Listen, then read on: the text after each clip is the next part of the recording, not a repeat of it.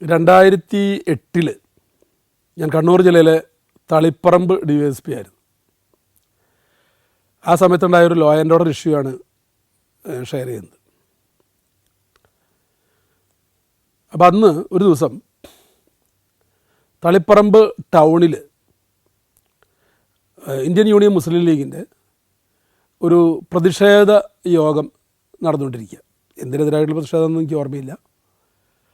അപ്പോൾ ജില്ലാ നേതാക്കന്മാരൊക്കെ പങ്കെടുക്കുന്ന ഒരു വലിയ റോഡ് സൈഡിൽ സ്റ്റേജൊക്കെ കെട്ടി ഒരു 10,000 പേരൊക്കെ ഉണ്ട്. വലിയ ഒരു പ്രതിഷേധ യോഗമാണ്.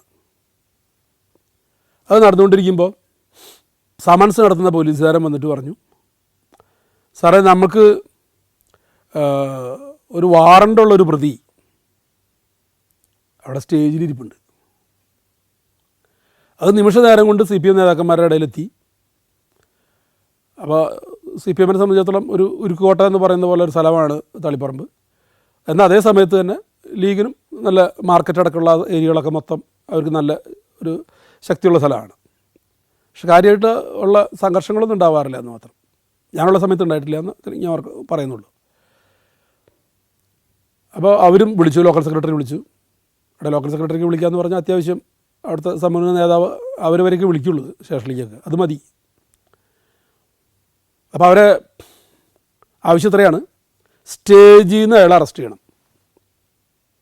എളുപ്പമാണല്ലോ.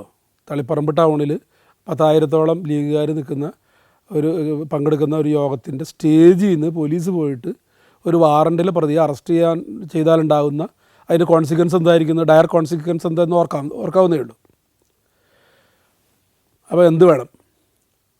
അപ്പോൾ തളിപ്പറമ്പ് CA ഉണ്ട്. അപ്പോൾ CAയും പോലീസ് സ്റ്റേഷനൊക്കെ ഒരു ബിൽഡിങ്ങിലും അതേ കോമ്പൗണ്ടിൽ തന്നെയാണ് DYSPയുടെ ഓഫീസ്. അപ്പോൾ CAനെ വിളിച്ചു, ഇവിടെ എന്താ ചെയ്യാൻ പറ്റുക? അപ്പോൾ CAയുടെ പേര് ഞാൻ മറന്നു. അയാളുടെ പേരിൻ്റെ കൂടെ അയാളെ വീട്ടുപേരോ നാട്ടുപേരോ പറ്റുന്നുണ്ട്. പണക്കാരൻ എന്നാണ് അയാളുടെ പേര്. പെട്ടെന്ന് ഇപ്പോൾ മറന്നുപോയതാണ്. അപ്പോൾ എന്തായാലും തളിപ്പറമ്പ് CA വന്നിട്ട് പറഞ്ഞു, സാർ അത് നമുക്ക് എന്തായാലും വളരെ ശ്രദ്ധിച്ച് ഡീൽ ചെയ്യണം. അപ്പോൾ CA അവിടെ വന്നിട്ട് കുറച്ച് കാലമായി. CA നേരത്തെ SI ഒക്കെ ആയിട്ട് ജോലി ചെയ്തിട്ടില്ല, കുറച്ച് പരിചയമുണ്ട് ടൗണായിട്ട്. ഞാൻ ഇവിടെ നിന്ന് തളിപ്പറമ്പിൽ വന്നിട്ട് അന്ന് കഷ്ടി 1-2 മാസമായിട്ടുള്ളൂ. ഞാൻ ശരിക്കും പഠിച്ചിട്ടില്ല കണ്ണൂരിനെ കുറിച്ച്. കണ്ണൂരിൻ്റെ ഒരു ഇതറിയാം, എന്നാലും തളിപ്പറമ്പിനെ കുറിച്ച് നേതാക്കന്മാരായിട്ട് അത്ര വലിയ ലൈസനൊന്നുമില്ല അവരായിട്ട്. അപ്പോൾ CA പറഞ്ഞു, ഞാനതൊന്ന് ഡീൽ ചെയ്ത് നോക്കട്ടെ സാർ. CA എന്താണെന്ന് വെച്ചാൽ അവിടുത്തെ ലീഗിൻ്റെ നേതാക്കന്മാരോട് കാര്യം പറഞ്ഞു. അപ്പോൾ അതിൻ്റെ ഗൗരവവും പറഞ്ഞു. കാരണം CPMൻ്റെ ആൾക്കാർ പറഞ്ഞത്, നിങ്ങൾ പോലീസ് അറസ്റ്റ് ചെയ്തില്ലെങ്കിൽ ഞങ്ങൾ കയറി സ്റ്റേജിൽ നിന്ന് പിടിച്ചിട്ട് പോലീസിൽ ഏൽപ്പിച്ചു കൊടുക്കുന്നതാണ് പറയുന്നത്. അപ്പോൾ അതവിടെ ഒരു വലിയൊരു ലോ ആൻഡ് ഓർഡർ ഇഷ്യൂ. അത് എവിടെ നിൽക്കുമെന്ന് പറയാൻ പറ്റില്ല. അത്യാവശ്യം എല്ലാ സംവിധാനങ്ങളുണ്ട് രണ്ട് കൂട്ടരുടെ കയ്യിലും. എന്ത് സംവിധാനം എന്ന് ഞാൻ തെളിച്ച് പറയില്ല എന്ന് മാത്രമേ ഉള്ളൂ. സംഘർഷം ഉണ്ടാകുമ്പോൾ അത്തരം ശബ്ദങ്ങളൊക്കെ അവിടെ കേൾക്കുന്നൊരു സ്ഥലമാണ്. അപ്പോൾ ഇനി എന്താ വഴി? ഇവിടെ CA പറഞ്ഞൊരു കാര്യം ചെയ്യാം, 2 പോലീസുകാരെ മഫ്റ്റിയിൽ വിട്ടിട്ട് നേതാക്കന്മാരായിട്ട് ലൈസും വെച്ചിട്ട് പതുക്കെ അയാളോട് സ്റ്റേജിൽ നിന്ന് ബാക്കിലേക്ക് ഇറങ്ങി വരാൻ പറയാം. ബാക്കിലേക്ക് ഇറങ്ങി വരുമ്പോൾ ഒരു ധാരണയുടെ പുറത്ത് അപ്പുറത്തൊരു ഓട്ടോറിക്ഷയിൽ വിളിച്ച് നേരെ പോലീസ് സ്റ്റേഷനിലേക്ക് കൊണ്ടുവരിക, കോടതിയിൽ ഹാജരാക്കുക. എന്തായാലും നോൺ ബെയിലബിൾ വാറൻ്റാണ്. അപ്പോൾ ലീഗുകാർ പറയുന്നുണ്ട്, സാർ അത് ശരിയല്ല, കാരണം അയാൾക്ക് അങ്ങനെ നോൺ ബെയിലബിൾ വാറണ്ട് വരേണ്ട കാര്യമൊന്നുമില്ല, അയാൾക്ക് സമൻസൊന്നും കിട്ടിയിട്ടില്ല, നിങ്ങൾ മനഃപൂർവ്വം കള്ളക്കേസല്ല, വാറണ്ട് ഉണ്ട്, കാണിച്ചു തരാം, നമ്പർ കാണിച്ചു കൊടുത്തു. അപ്പോൾ അതെന്തോ ഈ പ്രോസസ്സ് ചെയ്ത പോലീസുകാരൻ്റെ ഭാഗത്തുനിന്ന് വീഴ്ചയാണെന്നൊന്നും അറിയില്ല, അവർക്ക് ഇൻറ്റിമേഷൻ കിട്ടിയിട്ടില്ല എന്ന് പറയുന്നത്. അങ്ങനെ സമൻസ് ഉള്ളവർ ഏതൊരു അടിപിടി കേസിലാണ്, എനിക്കോട് പാർട്ടിക്കാരെ CPM ആയിട്ടുള്ള അടിപിടി കേസിൽ തന്നെയാണെന്ന് തോന്നുന്നു. അപ്പോൾ എന്തായാലും വാറണ്ട് ഉണ്ട്. അയാളെ സ്റ്റേഷനിലേക്ക് ആരും അറിയാണ്ട് നേരെ കൊണ്ട് സ്റ്റേഷനിൽ കൊണ്ട് ഇരുത്തി. അത്രയും ഭാഗം സക്സസ്, ഒരു ഭാഗം ഒഴിഞ്ഞു. പക്ഷേ പോലീസ് സ്റ്റേഷനിൽ തന്നെ എല്ലാവിധ ചിന്താഗതിക്കാരും ഉണ്ട്. അതിപ്പോൾ ഏത് പോലീസ് സ്റ്റേഷനിലും ഉണ്ടാവും, കേരളത്തിൽ ഇപ്പോൾ പ്രത്യേകിച്ചും. ഇത് പെട്ടെന്ന് ഫ്ലാഷായി. പോലീസ് ഇങ്ങനെ ഒരു സൂത്രപ്പണി കൂടെ കൊണ്ടുവന്നുള്ളത്. അപ്പോൾ CPMൻ്റെ ആവശ്യം എന്താണെന്ന് വെച്ചാൽ, ഇയാൾ പരസ്യമായിട്ട് അവിടെ നിന്ന് യൂണിഫോം ഇട്ട പോലീസ് സ്റ്റേജിൽ നിന്ന് അറസ്റ്റ് ചെയ്ത് പോലീസ് ജീപ്പിൽ ആണ് പോലീസ് സ്റ്റേഷനിലേക്ക് കൊണ്ടുവരേണ്ടത്. എന്തിനാണ് ഇങ്ങനെ ഒരു സൗമ്യഭാവം? എന്തിനാണ്? അപ്പോൾ ഭരണകക്ഷി എന്ന് LDF ഭരിക്കുന്ന കാലമാണ്. അപ്പോൾ ഒരു പ്രതിപക്ഷത്തിൻ്റെ ഒരു പാർട്ടിയോട് ഇത്ര വലിയ ഒരു സോഫ്റ്റ് കോർണർ എന്തിനാണ് എന്നൊക്കെയായി ചോദ്യങ്ങൾ. അങ്ങനെ ഈ പ്രതിനെ ലോക്കപ്പിൻ്റെ പുറത്തിരുത്തി. പിന്നെ കാണാം CPM പ്രാദേശിക നേതാക്കന്മാരെല്ലാവരും കൂടി എരച്ച് കയറി വരികയാണ് പോലീസ് സ്റ്റേഷനിൽ. ഇത് ചെയ്ത് ശരിയായില്ല, ഇനി ബാക്കിയുള്ളതൊക്കെ ഞാനത് ഫില്ലപ്പ് ചെയ്യണില്ല, എങ്ങനെയൊക്കെ CEO-യോട്. അപ്പോൾ CAനെ എന്തെങ്കിലും ചെയ്യുന്നുള്ള, കയ്യേറ്റം ചെയ്യുന്നുള്ളൊരു അവസ്ഥയിൽ വരെ എത്തി. CA 2 മിനിറ്റ് കൊണ്ട് ഇവരൊക്കെ ഉന്തി തള്ളി പോലീസ് സ്റ്റേഷൻ്റെ പുറത്തേക്കാക്കി, ഗ്രില്ല് വലിച്ചിട്ട് ലോക്ക് ചെയ്ത് ആ പാറാവും വെയിറ്റിംഗ് പാറാവുകാരും GD ചാർജിന് അവിടെ തോക്ക് അവിടെ നിർത്തി. ഒരാളും കൂടി കയറാൻ പാടില്ല എന്ന് പറഞ്ഞ് അവിടെ നിർത്തി. സ്റ്റേഷൻ ഉപരോധിച്ചു. അവൾക്ക് സമയം 8-8:30 ഇരുട്ടായി. ഈ രാത്രിയിലുള്ള ലോ ആൻഡ് ഓർഡർ ഭയങ്കര അപകടമാണ്. ഒന്നാമത്തിൽ പലരും പല മാനസിക ഭാവമാണ് രാത്രിയിൽ, പലരും പല ആഹാരങ്ങൾ കഴിച്ചിട്ട് വരുന്നവരായിരിക്കും രാത്രിയിലൊക്കെ. അപ്പോൾ ഏത് ഒരു ക്രൗഡും ഒരുമിച്ച് വന്ന് നിൽക്കുമ്പോഴൊരു പോലീസിലൊരു വാക്ക് പറയും, mob have several heads but only one brain. ഈ അക്രമാസക്തമായൊരു ജനക്കൂട്ടമാണെങ്കിൽ ഒരുപാട് തലകളുണ്ടാവും, പക്ഷെ ഒരു തലച്ചോറേ ഉണ്ടാവുള്ളൂ എന്ന് പറഞ്ഞാൽ എറിയടാ എന്ന് പറഞ്ഞാൽ എല്ലാം കൂടി എറിയും, കൊല്ലടാ അടിക്കടാ എന്തൊരാൾ പറഞ്ഞോ വീണ്ടും വിചാരമില്ലാതെ അത് ചെയ്യുന്ന സൈക്കോളജിയിലാണ് ഈ പറയുന്ന മോബ് ഹാവ് സെവറൽ ഹെഡ്സ് എന്നൊക്കെ പറയുന്നത്. അപ്പോൾ അത് വളരെ പോലീസിന് ഡീൽ ചെയ്യാൻ, ടാക്കിൾ ചെയ്യാൻ വലിയ ബുദ്ധിമുട്ടുള്ളൊരിതാണ്. പ്രത്യേകിച്ച് ഇരുട്ടാണെങ്കിൽ എവിടെ നിന്നാണ് കല്ലേറ് വരുന്നതെന്നോ എന്ത് വെപ്പണം ഉപയോഗിച്ചിട്ട് എറിയണമെന്നോ ഒന്നും അറിയാൻ പറ്റില്ല. അത് കൺജസ്റ്റഡ് ഏരിയയാണ്. പോലീസ് സ്റ്റേഷൻ്റെ മുന്നിൽ തൊട്ടപ്പുറത്ത് DSPയുടെ ഓഫീസ്. അങ്ങനെ പെട്ടെന്ന് ഈ ലീഗിൻ്റെയും CPMൻ്റെ ലീഡേഴ്സിനെ എൻ്റെ ഓഫീസിലേക്ക് അവിടേക്ക് വിളിച്ചു വരുത്തി, കാര്യങ്ങൾ സംസാരിച്ചു. അപ്പോൾ വളരെ രോഷത്തിലാണ് CPM നേതാക്കന്മാർ. ലീഗുകാർ കുറേയും കൂടിയും അവർ സഹകരിക്കാൻ തയ്യാറാണെന്നുള്ളൊരു മട്ടമായിരുന്നു. കാരണം അവർക്ക് എങ്ങനെയില്ല പ്രതിനെ അതിൻ്റെ ഉള്ളിൽ നിന്ന് ജീവനോടെ പുറത്തേക്ക് കൊണ്ടുവരണം, അതിനുള്ള സഹകരണമായിരിക്കാം. എന്നാലും കുറച്ച് കഴിഞ്ഞപ്പോഴേക്കും ലീഡേഴ്സ് 2 കൂട്ടരും ഒരു ധാരണയിലെത്തി. എത്രയും വേഗം വാറണ്ടിൽ അറസ്റ്റ് ചെയ്തിട്ട് മജിസ്ട്രേറ്റിൻ്റെ വീട്ടിൽ ഹാജരാക്കാം. അപ്പോഴൊരു ബുദ്ധിമുട്ട് എന്താണെന്ന് വെച്ചാൽ ഈ ഇവരോട് പിരിഞ്ഞു പോകാൻ പറഞ്ഞു, CPMൻ്റെ പ്രവർത്തകരോട്. പിരിഞ്ഞുമില്ല. ഞങ്ങൾ പിരിഞ്ഞു പോയിട്ട് നിങ്ങൾ അവന് ഇവിടുന്ന് ജാമ്യം കൊടുത്തു വിടാനല്ലേ, ആ വില മനസ്സിലിരിക്കട്ടെ. ഇതാണ്. പിന്നെ ഇങ്ങനെ മുദ്രാവാക്യങ്ങൾ നിർത്താതെ മുദ്രാവാക്യങ്ങൾ. അപ്പോൾ അതിൻ്റെ മുന്നിൽ കൂടെ ഇറക്കി കൊണ്ടുപോകാൻ കഴിയില്ല, അധികം നേരം അങ്ങനെ നിർത്താനും കഴിയില്ല. കാരണം ഉപരോധമായാലും ഏത് സമരമാർഗ്ഗമായാലും ഒരു പരിധി വരെ അത് ക്ലിക്കാവാണ്ടാവും, അതിൻ്റെ അടുത്തേക്ക് വരാം. അത് വേറെ എന്തെങ്കിലും കല്ലേറിലേക്ക് ആവാം, ബാക്കി എന്തെങ്കിലേക്കൊക്കെ ആവാം. കാരണം ജനങ്ങളിങ്ങനെ രോഷാവലായിട്ട് നിൽക്കുന്ന സമയത്ത് നമ്മളൊരു തണുപ്പൻ നയം അവിടെ സ്വീകരിക്കാൻ കഴിയില്ല. വെറുതെ ഇങ്ങനെ നിൽക്കുക. എന്നിട്ട് കുറേ കഴിയുമ്പോൾ SP അവിടെ നിന്ന് ഇങ്ങോട്ട് വരേണ്ടി വരിക, എന്നിട്ട് SP അവിടെ തടയുക, SP ചീത്ത വിളിക്കുക, ആ ചീത്ത വിളി SP പിന്നെ നമ്മളെ ചീത്ത വിളിക്കുക. ഇതൊക്കെ ഇനി അവിടെ തണുപ്പൻ നയം ഉണ്ടാക്കിയാലുണ്ടാകുന്നൊരു കുഴപ്പം. എല്ലാ ചാനലുകാരും വരും, അന്ന് ഇത്രയൊന്നും ചാനലുകൾ ഇല്ല എന്ന് മാത്രം. അവരൊക്കെ വന്നത് മുഴുവൻ അവരുടേതായ രീതിയിൽ അത് പറയും, ബ്രേക്കിംഗ് ന്യൂസ് വരും. അതൊക്കെയാണ് അവിടെ സ്റ്റാഗ്നൻ്റായിട്ട് നിന്നുള്ളൊരു കുഴപ്പം. അപ്പോൾ ഞാനും CAയും കൂടി ആലോചിച്ചിട്ട് ഒരു കാര്യം ചെയ്തു. ഒറ്റ വഴിയുള്ളൂ ഇനി അതിനകത്ത്. നേരെ മജിസ്ട്രേറ്റിൻ്റെ വീട്ടിൽ ഡ്യൂട്ടിയുള്ള പോലീസുകാരനെ വിടുക, മജിസ്ട്രേറ്റിനോട് പറയുക ഇങ്ങനെ ഒരു പ്രതിനെ കൊണ്ടുവരുന്നുണ്ട്, അപ്പോൾ അതിൻ്റെ നടപടിക്രമങ്ങൾ ഇതാണ്. അതിൻ്റെ ഇവിടുത്തെ സിറ്റുവേഷൻ, പോലീസ് സ്റ്റേഷനിലെ സിറ്റുവേഷൻ വളരെ സ്ഫോടനാത്മകമായ സിറ്റുവേഷനാണ്. ഒരു ഭാഗത്ത് ലീഗിൻ്റെ ആളുകൾ, ഒരു ഭാഗത്ത് CPMൻ്റെ ആളുകളും തടിച്ച് കൂടി നിൽക്കുന്നുണ്ട്, എന്തു സംഭവിക്കാം. അപ്പോൾ അത് സാറിന് ശ്രദ്ധപ്പെടുത്താനാണ് ഈ പ്രതിയെ കൊണ്ടുവരുന്നുണ്ട്. എങ്ങനെ കൊണ്ടുവരുന്നൊന്നും മജിസ്ട്രേറ്റിനോട് പറഞ്ഞില്ല. ചെയ്ത ഇത് ഒരു ഇത്തിരി താന്ന വേലയാണ്, വേറൊന്നുമല്ല. സ്റ്റേഷൻ്റെ പുറകിൽ കൂടെ മതിൽ ചാടിച്ച് മഫ്റ്റിയിൽ 3 പോലീസുകാരും കൂടി ഇയാളെ കൂടെ നിർത്തി നേരെ അവിടെ നിന്ന് വണ്ടിയൊന്നും എടുക്കാണ്ട് നടത്തി കൊണ്ടുപോയി. മജിസ്ട്രേറ്റിൻ്റെ വീട് ഒരു 500 മീറ്റർ അപ്പുറത്താണ്. അവിടെ കോട്ടേഴ്സിൽ കൊണ്ട് ഹാജരാക്കി. മജിസ്ട്രേറ്റ് അവിടെ നിന്ന് അത് റിമാൻഡ് ചെയ്യേണ്ട കേസാണ്, പക്ഷെ അത് ഇങ്ങനെ സിറ്റുവേഷൻ പറഞ്ഞതുകൊണ്ടാണോ എന്നറിയില്ല, അവിടെ നിന്ന് തന്നെ ബെയിൽ ഔട്ട് ചെയ്തു. എന്നിട്ട് അയാളോട് അടുത്ത ദിവസം കോടതിയിൽ ഹാജരാവാൻ പറഞ്ഞു. അപ്പോൾ അവിടെ അവരെ വക്കീലവിടെ വന്നിട്ടുണ്ടായിരുന്നു. ആ വക്കീലൊക്കെ ആയിട്ടൊരു ധാരണ, ഒരു രഹസ്യ ധാരണ ഉണ്ടാക്കിയിട്ടാണ് അവിടേക്ക് വിട്ടത്. കാരണം പിന്നെയും റിമാൻഡ് ചെയ്യാൻ പറഞ്ഞ ആൾ ഇവിടെ കൊണ്ടുവന്നു കഴിഞ്ഞാൽ ഇയാൾ GP കയറ്റി പിന്നെ ആ രാത്രി നേരത്ത് പിന്നെ ജയിലിലേക്ക് കൊണ്ടുപോകാനോ അല്ലെങ്കിൽ തിരിച്ച് പോലീസ് സ്റ്റേഷനിൽ തന്നെ നേരം വിളിക്കുന്നവർ സൂക്ഷിക്കാൻ പറഞ്ഞ് ഇങ്ങോട്ട് എഴുതി തന്നാലും ഒക്കെ പണിയാണ്. അപ്പോൾ അവിടെ നിന്ന് ബെയിൽ ഔട്ടായി കിട്ടിയതുകൊണ്ട് ആ മജിസ്ട്രേറ്റിൻ്റെ ഒരു അവസരോചിതമായിട്ടുള്ള തീരുമാനവും അങ്ങനെ അത് അവിടെ നിന്ന് അങ്ങോട്ട് ഡിസ്പേഴ്സ് ചെയ്ത് പോയി. കുറച്ച് അവർ അവിടെ നിന്ന് പോയി ക്ലിയറായി എന്ന് കണ്ടപ്പോൾ ഇവിടെയുള്ള ലീഡേഴ്സിനോട് പറഞ്ഞു, ഞങ്ങൾ മജിസ്ട്രേറ്റിനെ അടുത്ത് ഹാജരാക്കിയിട്ടുണ്ട്, അയാൾക്ക് ജാമ്യം അനുവദിച്ചിട്ടുണ്ട്, പക്ഷേ നാളെ രാവിലെ വരെയാണ് ജാമ്യം, നാളെ 11 മണിക്ക് കോടതിയിൽ ഓപ്പൺ കോടതിയിൽ ഹാജരാക്കാൻ പറഞ്ഞിട്ടുണ്ട്. അപ്പോൾ ആ കാര്യത്തിലുള്ള ആ ഒരു അംബിഗ്വിറ്റി, അവ്യക്തത അവിടെ അവസാനിച്ചു. അതുകൊണ്ട് നിങ്ങൾ പ്രവർത്തകരോട് സൗമ്യമായിട്ട് പിരിഞ്ഞു പോകാൻ പറഞ്ഞ 2 കൂട്ടരോടും ഇതിൻ്റെ പേരിലൊരു ഇവിടെ ഒരു വിഷയം ഉണ്ടാക്കരുത്. അത് എങ്ങനെയോ സൗമ്യമായിട്ട് ഇത് ചെയ്തു, അത് വിഷയം സോൾവായി. അപ്പോൾ പോലീസ് സ്റ്റേഷൻ ഉപരോധിച്ചതിന് കേസെടുത്തു. ഇന്ന ആളുടെ നേതൃത്വത്തിൽ കണ്ടാലറിയാവുന്ന ഇത്ര ആളുകളുടെയും പേരിൽ പോലീസ് സ്റ്റേഷനിൽ കേസെടുത്തു. അത് പിന്നെ DSPയുടെ നേരെയായി, CIയുടെ നേരെയായി. ഇനി കുറച്ച് ഭാഗം സ്കിപ്പ് ചെയ്യാണ്. അടുത്ത ഒരു മാസത്തിനകത്ത് ഒരു ട്രാൻസ്ഫർ വന്നു.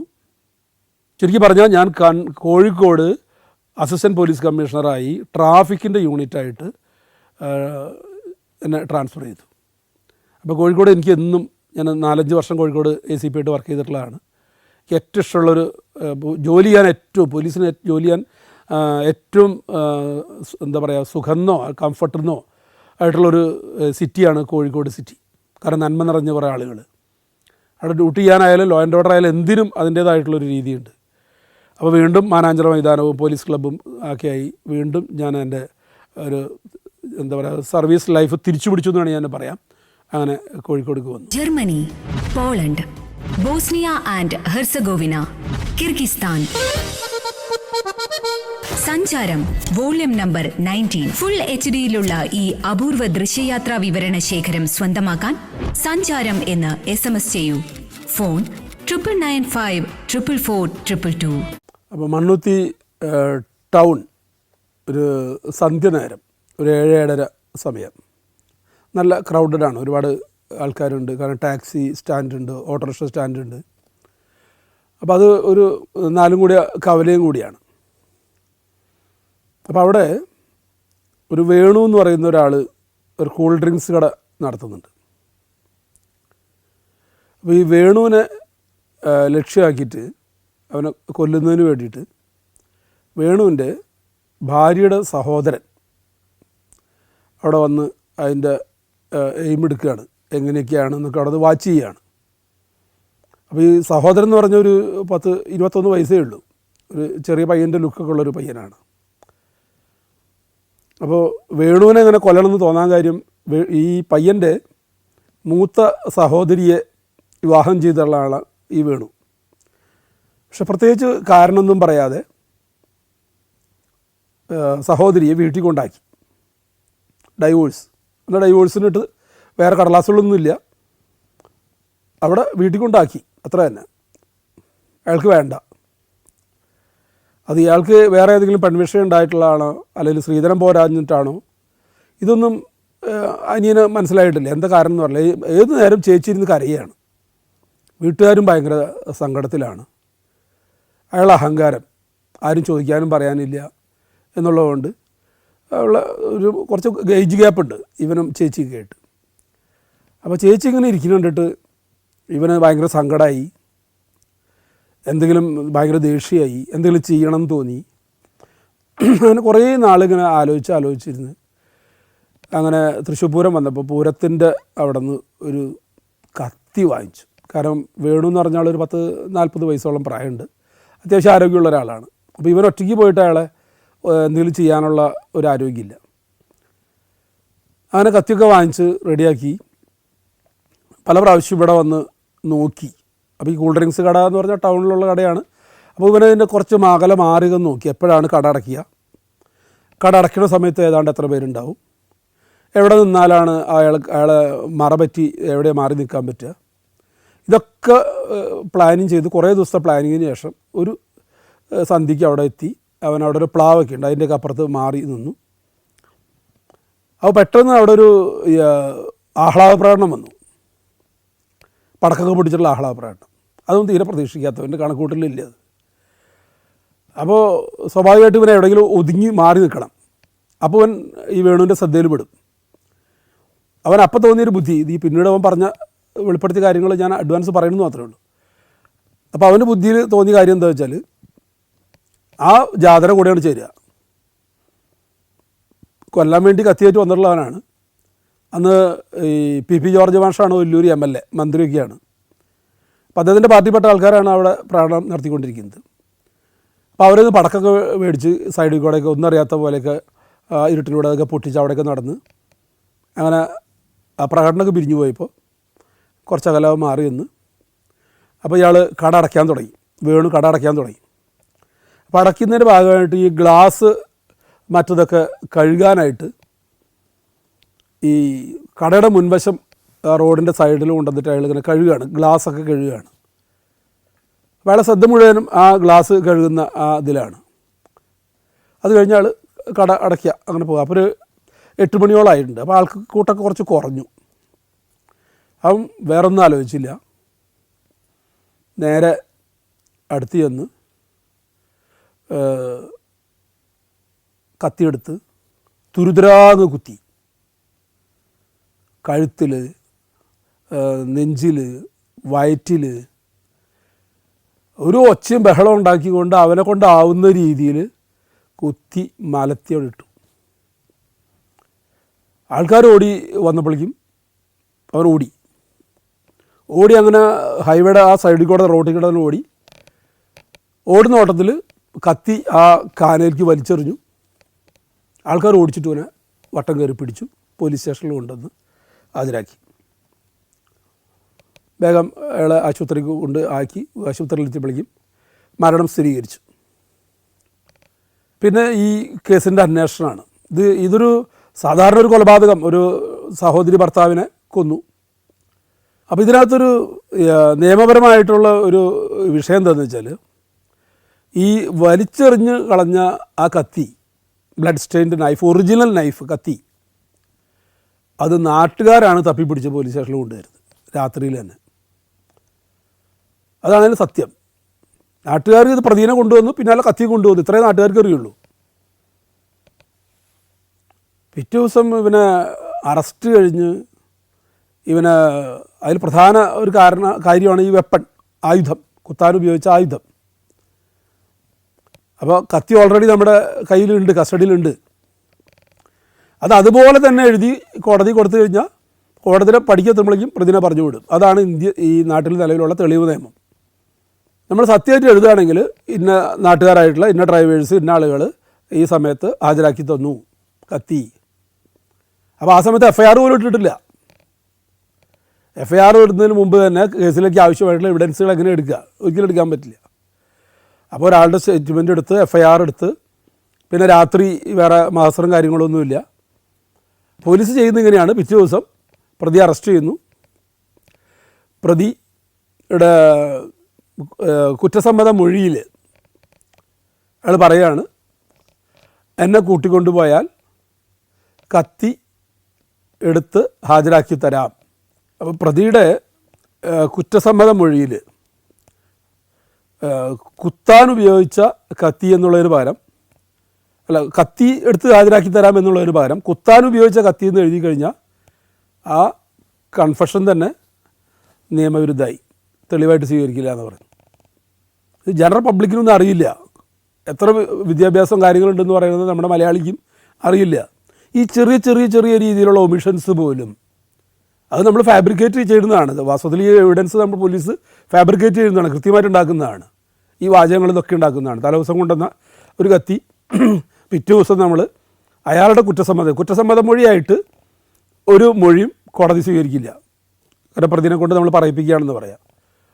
അപ്പോൾ അത് ആകെ സ്വീകരിക്കുന്നത് അയാളുടെ കുറ്റസമ്മത മൊഴി പ്രകാരം എന്തെങ്കിലും ഒരു കാര്യം കണ്ടെടുത്താൽ മാത്രമേ അവിടം തൊട്ടാണ് അത് എവിഡൻസ് ആയിട്ട് സ്വീകരിക്കുകയുള്ളൂ. എളുപ്പമല്ല എവിഡൻസ് ആക്ട് മനസ്സിലാക്കാനായിട്ട്. അതുകൊണ്ട് ഞാൻ വളരെ ലളിതമായിട്ട് പറയുകയാണ്. അപ്പോൾ എന്നെ കൂട്ടിക്കൊണ്ടുപോയാൽ, അത് ഇൻവെർട്ടർ കോമയിൽ നിന്നാണ് പറയുക, ഒരു കുറ്റസമ്മത മൊഴിയിൽ എന്ന് പറഞ്ഞിട്ട് ഇൻവെർട്ടർ കോമയിൽ പറയുകയാണ്, എന്നെ കൂട്ടിക്കൊണ്ടുപോയാൽ കത്തിയെടുത്ത് ഞാൻ ഹാജരാക്കി തരാം.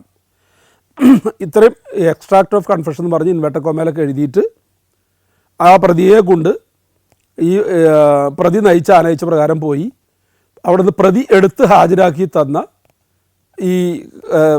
കത്തി താഴെ കാണുന്ന സാക്ഷികളുടെ മുമ്പാകെ മഹസറിലെടുത്ത് വിവരിച്ച് തയ്യാറാക്കുന്ന സീഷർ മഹസർ എന്നാണ് വാചകം എഴുതേണ്ടത്.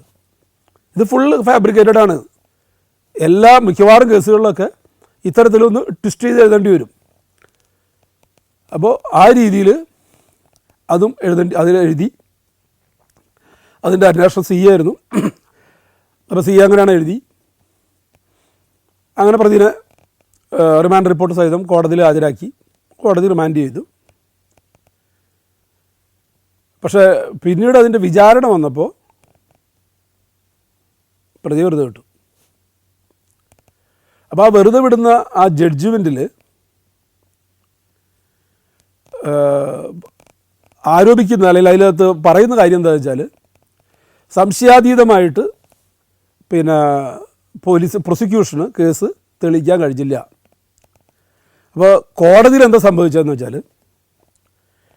ഈ സാക്ഷികൾ, 2 സാക്ഷികളെന്ന് പറഞ്ഞാൽ ആ സാക്ഷികളെ നമ്മൾ പറഞ്ഞ് പഠിപ്പിച്ചിട്ടൊക്കെയാണ് കൊണ്ടുപോവുക. കാരണം അങ്ങനെ പിറ്റേ ദിവസം ഇയാൾ എവിടെയെങ്കിലും കൊണ്ട് ഇടുകയോ അവിടുന്ന് എടുക്കുകയോ ഒന്നും ഉണ്ടാവാതെ അവിടെ തന്നെ ഇരുന്ന് അങ്ങനെ എഴുതി വിട്ടതാണത്.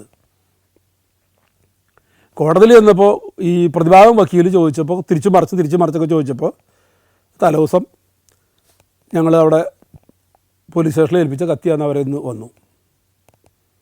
അപ്പോൾ കോടതി ഇതൊക്കെ മുഴുവനും ഇൻവാലിഡായി. സാധാരണ നൽകി ഇത്തരം കേസ് എല്ലാ കേസുകളിലും പ്രധാനപ്പെട്ട സെഷൻസ് കേസുകളെല്ലാം കൊലക്കേസായാലും ബലാത്സംഗം ആയാലും 5 വർഷത്തിൽ കൂടുതൽ ഉള്ള ശിക്ഷകളാണ് സെഷൻസ് കേസുകൾ നമ്മൾ ഉദ്ദേശിക്കുന്നത്.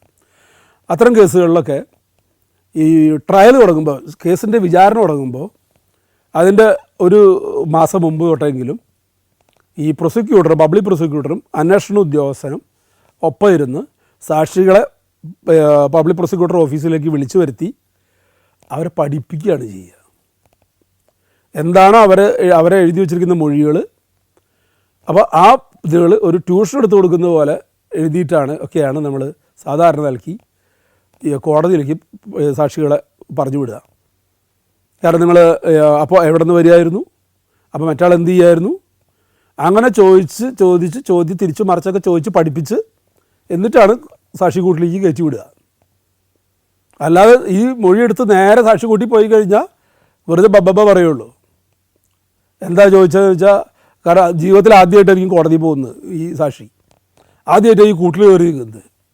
അതോടുകൂടി ആകെ പരിഭ്രമിച്ച് നിൽക്കുന്ന ഒരാളെടുത്ത് ഒരു വക്കീൽ, ഒരു പ്രതിഭാഗം വക്കീലെ നിന്ന് എന്തെങ്കിലുമൊക്കെ തിരിച്ച് മറിച്ച് നോക്കി ഇയാൾക്ക് എങ്ങനെയെങ്കിലും ഒന്ന് ഇറങ്ങിപ്പോയാൽ മതി എന്നാവും കോടതിയിൽ നിന്ന്. എന്താ പറയുന്നത് അയാൾക്ക് തന്നെ അറിയില്ല. പല ചോദ്യങ്ങൾക്ക് അല്ല ഇല്ല അറിയില്ല എന്തെങ്കിലുമൊക്കെ പറഞ്ഞുകൊണ്ട് പോരും.